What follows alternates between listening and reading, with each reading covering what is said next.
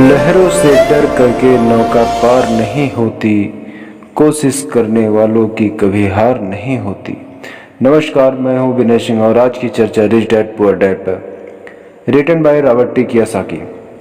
Robert T Kiyosaki कहते हैं कि जब आप रिच बनने को सोचते हैं, रिच बनने की ठानते हैं, अमीर बनने की कोशिश करते हैं, तो बहुत सारी बाधाओं को पार करना पड़ता है।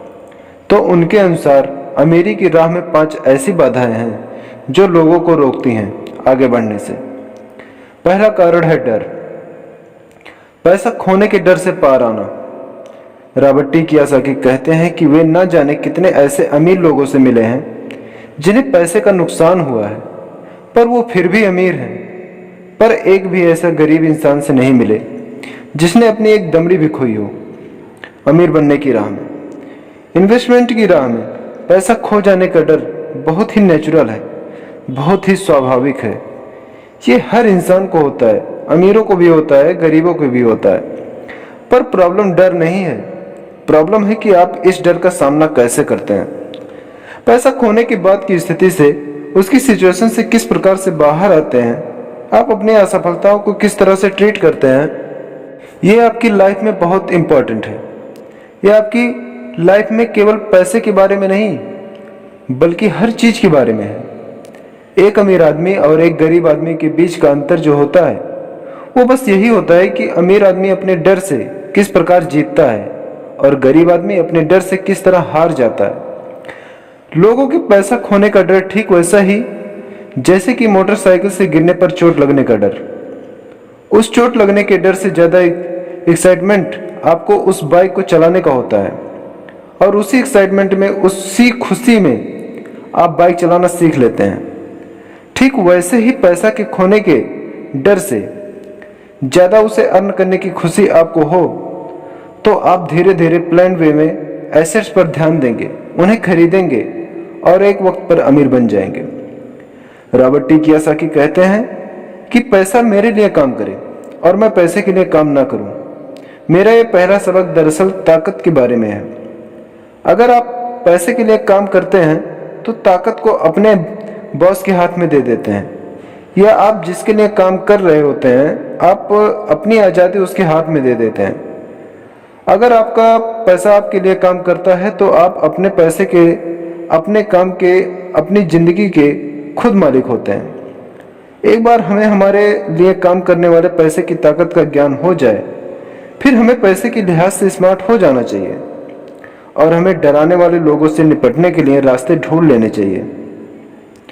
पर ऐसा करने के लिए आपको कानून की समझ होनी चाहिए, अपने आसपास की समझ होनी चाहिए, मार्केट में क्या चल रहा है इसकी समझ होनी चाहिए, सिस्टम कैसे काम करता है इसकी भी समझ होनी चाहिए। अगर आप अवेयर नहीं हैं, मतलब नॉलेजेबल नहीं हैं, ज्ञानी नहीं हैं, आप केयरलेस हैं, अपनी चीज़ों को समझना नहीं चाहते, तो आपको बड़ी आसानी से डराया और हराया जा सकता है। अगर आप जानते हैं आप क्या बात कर रहे हैं और मुसीबत कैसी है और उसे कैसे सॉल्व किया जाए, तो आपको आसानी से डराया नहीं जा सकता। रॉबर्ट टी कियोसाकी के रिच डैडी हमेशा उन्हें ये कहा करते थे कि स्मार्ट बनो, ताकि तुम्हें कोई भी कहीं से भी आपको धक्का ना दे जाए। और उन्होंने अपनी जिंदगी में इसी वसूल को अपनाया था। वो कानून जानते थे क्योंकि वो कानून का आदर करते थे। वो कानून जानते थे क्योंकि कानून ना जानना बहुत महंगा साबित हो सकता था। अगर आप जानते हैं कि आप सही हैं तो आप किसी से भी उलझने से नहीं डरेंगे, आप किसी के सामने अपनी बात रखने से नहीं डरेंगे, चाहे आपका मुकाबला विश्व के सबसे ताकतवर आदमी से ही क्यों ना हो। तो रॉबर्ट टी कियोसाकी को पुअर डैड थे, वो हमेशा उन्हें मोटिवेट करते थे कि वो कुछ भी करके एक अच्छी सी नौकरी कर ले, कॉरपोरेशन में किसी ऊंचे पद पर चले जाएं। और यही बात जब रॉबर्ट टी कियोसाकी ने अपने रिच डैड से शेयर किया तो वो हंसे और उन्होंने कहा कि उस कॉरपोरेट लेटर पर चढ़ने के बजाय क्यों ना उसका मालिक ही बन जाया जाए। बचपन में रॉबर्ट टी कियोसाकी को समझ में नहीं आया था कि ये कॉरपोरेशन के मालिक होने से रिच डैड का क्या मतलब था। पर मुद्दे की बात थी कि रॉबर्ट टी कियोसाकी के रिच डैड नहीं होते तो वे अपने पुअर डैड की बात मानकर किसी जगह नौकरी कर रहे होते। उनके रिच डैड ने बार बार याद दिलाया कि भीड़ के साथ चलने की जरूरत नहीं है। अपनी सोच रखो, अपनी समझ रखो और फिर अपनी जिंदगी की दिशा खुद तय करो। रॉबर्ट टी कियोसाकी अपनी कहानी कहते हैं कि जब तक मैं 25 साल का हुआ तब तक मेरे रिच डैड की सलाह मुझे समझ नहीं आती थी। उन्होंने कुछ दिन पहले ही मरीन कॉर्प्स छोड़ी थी और जेरोक्स कंपनी के लिए काम कर रहे थे। वहां उन्हें बहुत पैसा मिल रहा था, पर बार बार अपनी तनख्वाह को चेक करते थे और हमेशा निराश होते थे। टैक्स इतना ज़्यादा करता था कि उन्हें और ज़्यादा काम करना पड़ता था। अपनी ज़रूरतों को पूरा करने के लिए धीरे धीरे वो सफल होने लगे, वो सक्सेसफुल होने लगे। तो उनके जो बॉसेस थे उन्होंने प्रमोशन दिया और सैलरी बढ़ा दी। उन्हें ये बात सुनकर बहुत अच्छा लगा और जैसे ही उन्होंने अपनी बात रिच डैड से शेयर की, उन्होंने कहा, अच्छा तो तुम्हारे बॉस अमीर बन रहे हैं, उनकी कंपनी अमीर बन रही है, तो तुम किसके लिए काम कर रहे हो, तुम किसे अमीर बना रहे हो। तो बस 1974 में जेरोक्स के कर्मचारी के रूप में ही उन्होंने अपना कॉरपोरेशन बनाया और अपने काम से काम करना शुरू कर दिया। पहले से ही उन्होंने संपत्ति वाले कॉलम में कुछ चीजें लिख रखी थी और खरीद रखी थी, पर अब उन्होंने ये ठान लिया था कि अब इसे और ज़्यादा बढ़ाना है। उन्हें अपने एसेट्स को और बढ़ाने हैं और अपने लायबिलिटीज को कम करनी है। जैसे जैसे वक्त बीतता गया, जैसे जैसे रॉबर्ट टी कियोसाकी पैसे को समझते गए, इसके गणित को समझते गए, इसके व्यवहार को समझते गए, उन्हें अपने रिच डैडी की सलाह समझ में आने लगी। एक बार उन्होंने अपने काम से काम रखने की ठान ली और अपनी संपत्तियां, अपने एसेट्स बढ़ाने शुरू कर दिए और एक बेहतरीन कर्मचारी बन गए। उनके पास एक लक्ष्य था कि वो सुबह जल्दी जाते थे, मेहनत से काम करते थे, ज़्यादा से ज़्यादा पैसे कमाते थे और अपने रियल एस्टेट में इन्वेस्ट करते थे। और वो दौर भी ऐसा था, उस समय नई नई चीज़ें, नई नई डेवलपमेंट्स हो रहे थे जिसमें संभावनाएं तलाश की जा रही थी। तो उन्होंने जेरोक्स मशीनें बेची। जितनी ज़्यादा वो मशीनें बेचते उन्हें उतना ही ज़्यादा फायदा होता, लेकिन वो फायदा उनकी जेब से नहीं जाता, वो फायदा जाता था कंपनी को और रॉबर्ट टी कियोसाकी की जेब से करता था टैक्स। ये बहुत ही मोटिवेशनल था। इस सिचुएशन में लोग हताश हो जाते हैं, पर रॉबर्ट टी कियोसाकी ने इसे पॉजिटिव ले लिया और वो इस नौकरी की जाल से बाहर आ गए। वो ये समझ गए थे कि उन्हें किस तरह से बाहर आना है, पर जल्दबाजी में उन्होंने नौकरी नहीं छोड़ी। धीरे धीरे सिर्फ 3 साल में ही उन्होंने जेरोक्स कंपनी की तुलना में अपने छोटे से कॉरपोरेशन कंपनी से ज़्यादा कमाना शुरू कर दिया था। उनका कॉरपोरेशन रियल एस्टेट में इन्वेस्ट करने वाली कंपनी थी और वो पैसा जो कि अपने एसेट से कमा रहे थे वो उन्हीं के लिए दोबारा काम कर रहा था। उन्हें फोटोकॉपियाँ बेचने के लिए दरवाजे दरवाजे बेचने जाने की ज़रूरत नहीं थी। अपने रिच डैडी की सलाह से उन्हें बहुत ज़्यादा फायदा हुआ। जल्दी ही उनकी प्रॉपर्टी से आने वाले कैश फ्लो में इतना ज़्यादा बढ़ोतरी हो गई कि उनकी कंपनियों ने उनके लिए पहली कार खरीदी। उनकी पुरानी कंपनी जेरोक्स के लोगों को लगा कि वो अपना कमीशन बेच रहे हैं, परंतु ऐसा नहीं था। उन्होंने अपने कमीशन को अपने एसेट्स में कन्वर्ट कर रखा था। रॉबर्ट टी कियोसाकी कहते हैं कि उनका एक एक रुपया उनके एक एक एम्प्लॉय जैसा काम कर रहा था। क्यों? क्योंकि उन्होंने सही जगह पर इन्वेस्ट किया था। अपने रिच डैडी से सीख गए थे। सीखे गए सबक के कारण इस चूहा दौड़ के मिथक से बाहर आ गए थे और कम उम्र में ही एक एम्प्लॉय बन गए थे।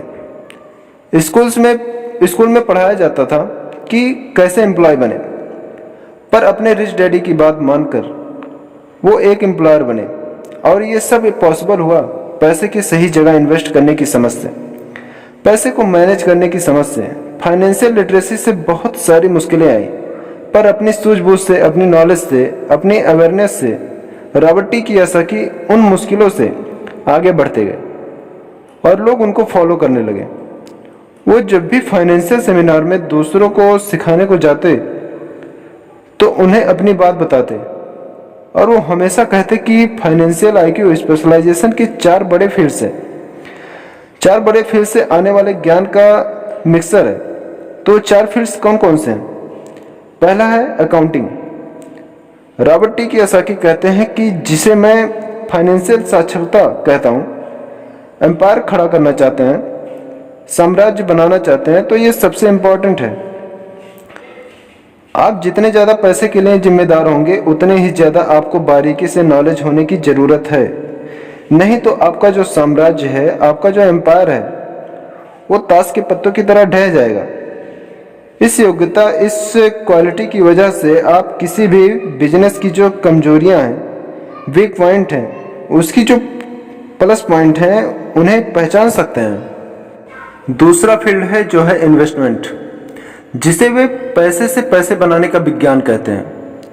इसमें तकनीकें, रणनीतियां, स्ट्रेटजीज, फार्मूले, इन सब की जरूरत होती है। तीसरा है बाजार की समझ, मार्केट की समझ, डिमांड एंड सप्लाई का साइंस।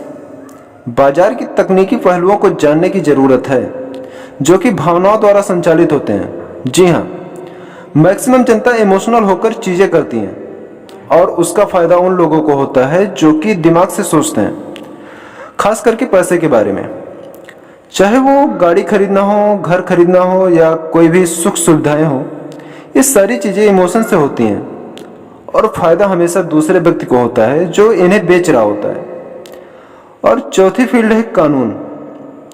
उदाहरण के तौर पर अकाउंटिंग, इन्वेस्टमेंट और बाजारों की तकनीकी दक्षताओं के सहारे कॉरपोरेशन की जो क्षमता थी वो बहुत बढ़ गई थी। कोई भी आदमी जिसे कॉरपोरेशन के द्वारा दिए जाने वाले टैक्स के फायदों और सुरक्षा का ज्ञान हो, वो बहुत तेजी से तरक्की कर सकता है, अमीर बन सकता है। पर वैसा करना जो कि नौकरी शुदा कर्मचारी के लिए पॉसिबल नहीं है।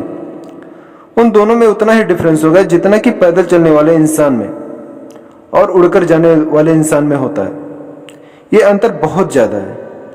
तो कुल मिलाकर यह कहा जा सकता है कि अपने रिच डैड की गाइडेंस को फॉलो करते हुए रॉबर्ट टी कियोसाकी एक सक्सेसफुल इंसान बने, जिन्हें दुनिया फॉलो करती है और जिनकी लिखी बातें और जिनकी बातें सुनकर लोग आज भी मोटिवेट होते हैं।